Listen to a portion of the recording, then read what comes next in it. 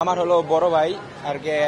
তারা এসিটা ছাড়ছে, ছাড়ার পরবর্তীতে রাত্রে ঘুমাই রয়েছে, ঘুমানোর পরে এসিটা হঠাৎ ব্লাস্ট হয়ে মানে ভিতরে একটা বোম যেমন ফুটলে যে অবস্থা হয় না ওরকমের মতো আর কি বিস্ফোরণ হয়েছে।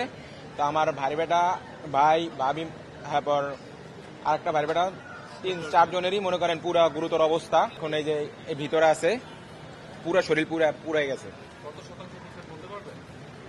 সে আমার বড় ভাইয়ের হচ্ছে হলো 40% আর হলো 47 আর কি। আর বাইরে বেটার হচ্ছে হলো বড়টার হচ্ছে 40, আর ছোটটার হচ্ছে হলো 8%, আর ভাবির হচ্ছে হলো 15%। আমাদের গ্রামের বাড়ি হচ্ছে মাদারীপুরে।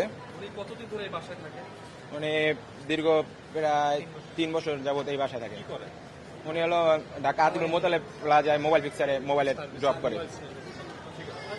আর আমার একটাই কথা যে এই এসিটা সার্ভিস দেওয়া হয়েছে, তারপরও তাদের এসিতে এরকম একটা বাজে সার্ভিস দিল কেন, এটা আমার আপনাদের কাছে অনুরোধ যে তাদের এসিতে এরকম একটা বাজে সার্ভিস দিল কেন।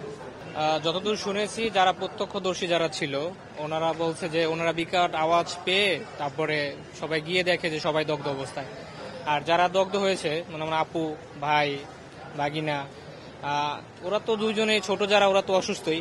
আপু আর ভাইয়ের থেকে যেটা শোনা গেল যে তারা যেভাবে বলছে যে তারা 11টা নাগাদ এসি ছেড়ে যে যার মতো ঘুমিয়েছিল। রাত 1টা-1:30 নাগাদ হঠাৎ করে একটা বিস্ফোরণে তাদের ঘুম ভাঙে, আর ঘুম ভেঙেই দেখে যে রুমে এখানে সেখানে আগুন জ্বলতেছে, সারা শরীর দগ্ধ। এইভাবেই হয়েছে। তারপরে বাইরে বের হয়েছে, ওনারা নিজেরাই বাইরে বের হয়েছে। বাইরে বের হয়ে ভাইয়া, আপু আবার ভাইয়ের গায়ে পানিও ঢেলে দিছে।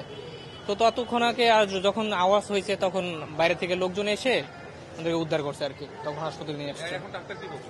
এখন ডাক্তার এখনো তো আসে নাই, ওনাদের বিভিন্ন টেস্ট চলতেছে। অবস্থা বেশি একটা ভালো না, প্রায় 50% মতো পুড়ে গেছে শরীর, কারো 40%, কারো 15%, এভাবে বাজে অবস্থা। আমাদের কাছে গত রাত 2টা নাগাদ একই পরিবারের 4 জন রোগী এসছে।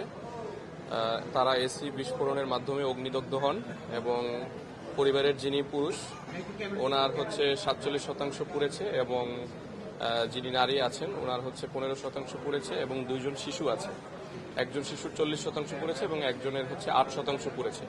আমরা সকলকেই ভর্তি রেখেছি, একজনের 7 বছর এবং একজনের 6 বছর।